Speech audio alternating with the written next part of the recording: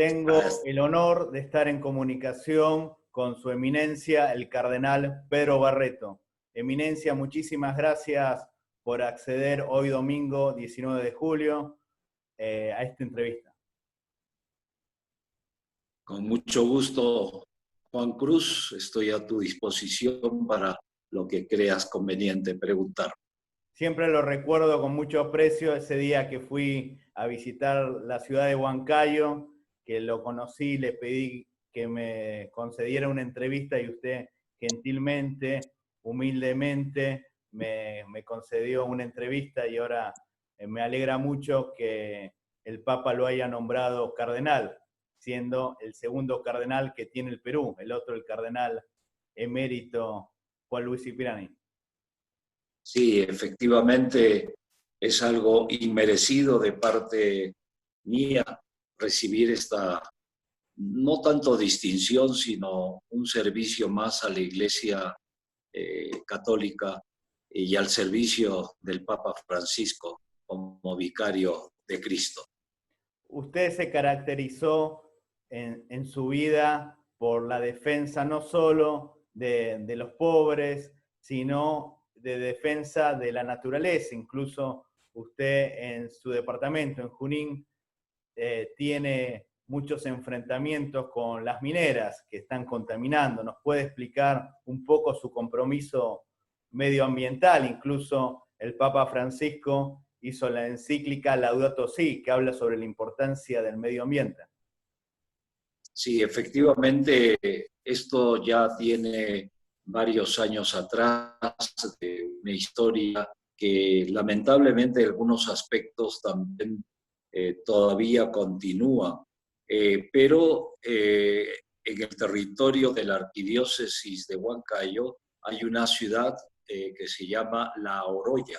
Así es. Y cuando yo llego aquí en septiembre del 2004, me encuentro con una realidad que yo no conocía muy de cerca, que es la contaminación no solamente del aire, sino también de la misma naturaleza que prácticamente totalmente desapareció la vegetación, por ejemplo. En los cerros todavía ahora tienen una apariencia lunar.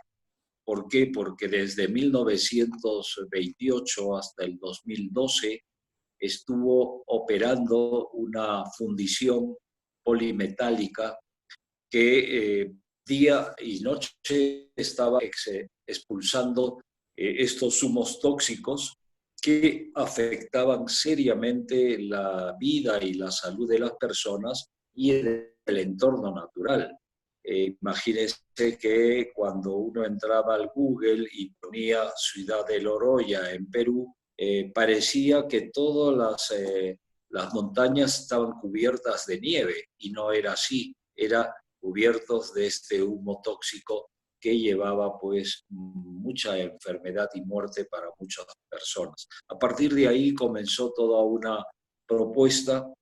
Ciertamente el magisterio de la Iglesia con el Papa Juan Pablo II y con también el Papa Benedicto XVI ayudaban a entrar a un compromiso muy serio respecto al cuidado de la vida y el cuidado también del entorno natural.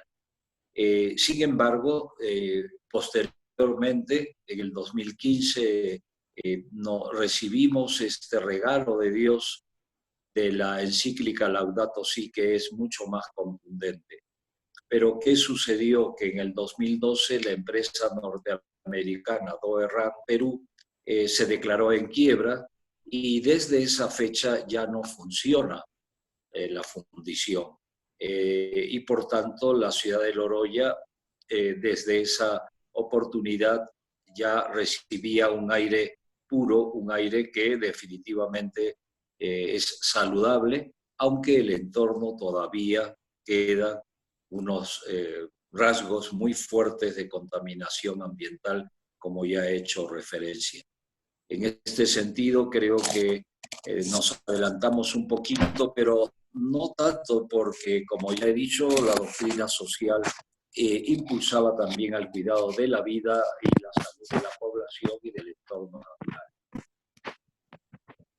Sí, incluso, Eminencia, usted por defender a la vida, a la naturaleza, los grandes centros de poder en su país lo quieren deslegitimar diciendo que es un obispo comunista, un revolucionario, cuando usted realmente está cumpliendo con su deber, con su compromiso hacia la vida y hacia la población. Lógicamente, bueno, uno como pastor de la Iglesia Católica tiene que defender la vida y defender también el entorno natural. Es algo que está implícito en esta fe cristológica que todos nosotros compartimos. Pero la incomprensión, yo diría el corazón duro de aquellos empresarios que han estado acostumbrados a lucrar con la vida y la enfermedad de las personas, ciertamente es algo que atacan pues a aquellos que realmente defienden la vida. Pero yo personalmente pienso que en todo mi comportamiento, lógicamente, puede haber tenido algunas limitaciones en el diálogo, pero de parte de la Iglesia y de parte mía de manera personal, siempre ha sido ofrecer la posibilidad que las empresas y el mismo gobierno del Perú pueda ofrecer un marco de diálogo para poder solucionar juntos este problema. Lamentablemente, a pesar de los esfuerzos de diálogo que agotamos en todo nivel, tanto con el gobierno central como con la empresa, encontrábamos intereses muy personales, el gobierno por lo que significaba los ingresos por los impuestos y en la empresa por lo que significaba también de ganancia.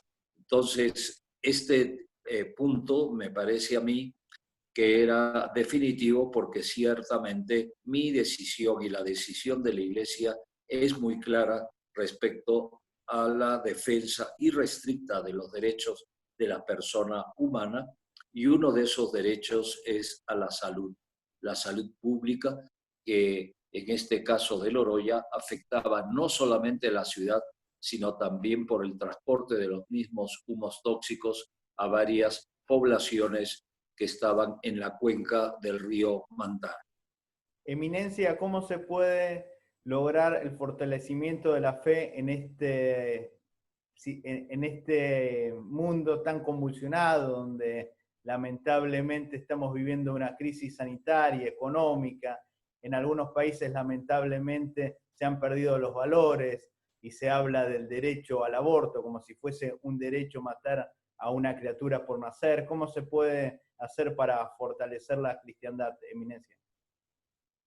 Bueno, en realidad esta pandemia que asola a la humanidad entera y que de manera especial está afincada ahora muy fuertemente en América Latina, en nuestros países, está poniendo a prueba lo que nosotros queremos: una sociedad más justa, una sociedad más solidaria, más fraterna, pero que sin embargo está muy presente aún el mal, la maldad. Esto es parte de la historia connatural de la humanidad, esta lucha entre el bien y el mal. Pero desde nuestra fe decimos que Jesús ha vencido el mal. Y uno de los textos bíblicos muy importantes es que Jesús pone un ejemplo con respecto al reino de Dios, que es el reino de paz, de justicia, que ya está iniciándose y que va camino a la plenitud. Él ponía este ejemplo muy sencillo, que un sembrador sembró trigo y vino de noche un enemigo y le sembró cizaña, y que de alguna manera provocó una reacción muy fuerte en los sectores que le dijeron al dueño: tú sembraste trigo y mira lo que está pasando, está verdeando el campo, y vemos que no solamente hay trigo, sino que hay cizaña que hace tanto daño porque así quita fuerza al trigo. Y en el ejemplo Jesús dice que el amo, el dueño del campo, le dijo a sus discípulos, no arranquen la cizaña, porque si ahora están sembrando, pueden quitar también algunas plantas de trigo. Hay que esperar al momento de la cosecha. Esta paciencia de Dios nos revela a nosotros también que hay que seguir trabajando por el bien, a pesar de que haya signos ineludibles de aspectos negativos en nuestra sociedad. En esta pandemia hay gente que está lucrando, y lucrando de una manera, yo diría, no solamente irracional, sino inhumana. Barça. Pero nos enseña este tipo de paciencia, pero una paciencia activa en defensa de la vida y en defensa de todo lo que signifique afectar gravemente a la vida. Por tanto, la espiritualidad tiene que ser una espiritualidad muy clara, de paciencia, pero al mismo tiempo, como vuelvo a repetir, una paciencia que se traduzca en acciones concretas para minimizar los efectos graves de esta pandemia que nos afecta a toda la humanidad. Eminencia, ¿cómo se puede fortalecer dos de las tres virtudes teologales, la fe y la esperanza, en estos momentos de crisis? Bueno, en realidad una consecuencia de esta espiritualidad que estamos hablando, de la paciencia, una paciencia activa, es precisamente porque esperamos de manera muy convencida de que el mal es vencido por Jesús. Esta experiencia de que Jesús, el Hijo de Dios, ha vencido en su propia vida el mal que destruye, que divide, que aísla y que definitivamente nos hace tomar conciencia que nuestra vida personal tiene sentido aun cuando tengamos experiencias de enfermedad y de muerte que nos entristecen, pero que al mismo tiempo sacamos la fuerza para poder desde nuestra fe practicar la esperanza. Y esta esperanza tiene que manifestarse por la caridad, quiere decir por una solidaridad efectiva y afectiva con aquellos que están de manera muy especial afectados por las consecuencias no solamente del COVID-19, sino por las consecuencias de este sistema económico que el mismo Papa Francisco ha dicho en numerosas ocasiones que es un sistema que excluye, que descarta, que mata a la persona humana porque no pone como prioridad muy claramente a la persona humana y su dignidad.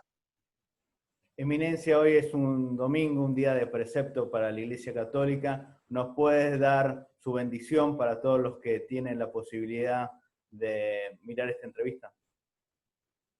Gracias y con mucho gusto, porque este momento es un momento de gracia,